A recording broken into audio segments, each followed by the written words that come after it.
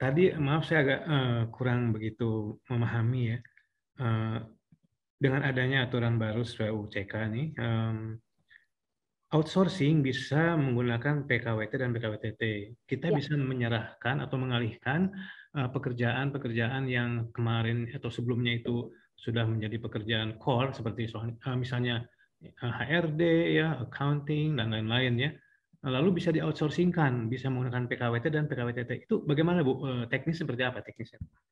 Hubungan kerja antara pengusaha dengan si pekerja yang diberikan kepada outsourcing itu boleh dalam bentuk PKWT dan PKWTT. Kalau dulu kan kita mengenal yang namanya kalau outsourcing itu sudah pasti PKWT gitu ya Pak. Nah kalau sekarang itu Undang-Undang CK itu tidak membatasi. Perusahaan outsourcing itu boleh memberikan atau membuat hubungan kerjanya dengan PKWT ataupun PKWTT.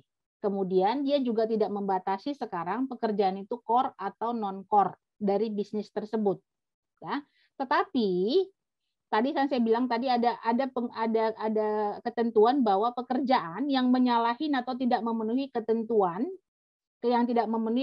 jenis pekerjaan, artinya gini, kalau pekerjaan itu dikerjakan secara terus-menerus, itu tidak boleh dibuat PKWT, harus menjadi PKWTT. Jadi kalau misalnya diberikan pekerjaan kepada outsourcing, tapi pekerjaan itu bukan berdasarkan jangka waktu, pekerjaan itu terus-menerus, tidak pernah berhenti, contoh kayak pekerjaan HRD, itu kan tidak mungkin berhenti kan?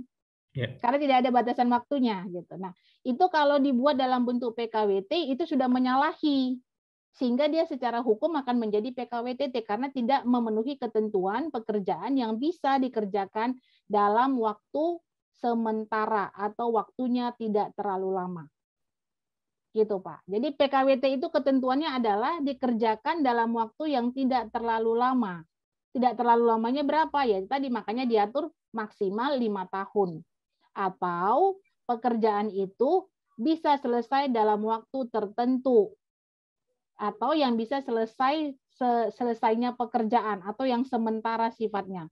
Kalau misalnya pekerjaan HRD itu kan bukan sementara sifatnya.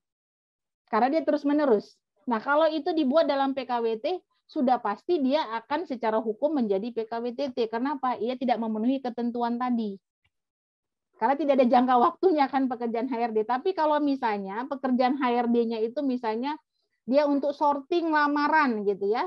Jabatan pekerjaannya sorting lamaran. Nah, itu mungkin bisa di PKWT-kan. Karena nggak setiap hari dia melakukan sorting lamaran. Kira-kira gitu, Pak. Okay. Hanya dalam waktu jangka tertentu. Tapi kalau misalnya payroll gitu ya, ya kan pasti orang payroll setiap bulan dia pasti melakukan penggajian kan.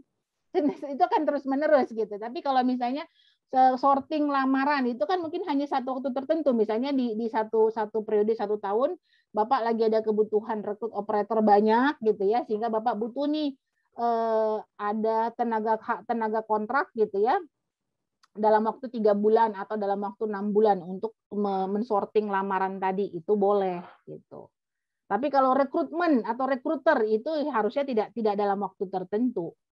Tapi kalau pekerjaan yang tadi yang sifatnya sementara, pekerjaan itu bisa diselesaikan dalam jangka waktu tidak terlalu lama gitu ya. Pekerjaan itu juga sifatnya musiman tadi kan, atau pekerjaan itu hanya volumenya berubah-ubah. Nah, itu Bapak bisa menggunakan PKWT berdasarkan jangka waktu atau bahkan mungkin dengan menggunakan perjanjian kerja harian untuk yang sorting lamaran tadi.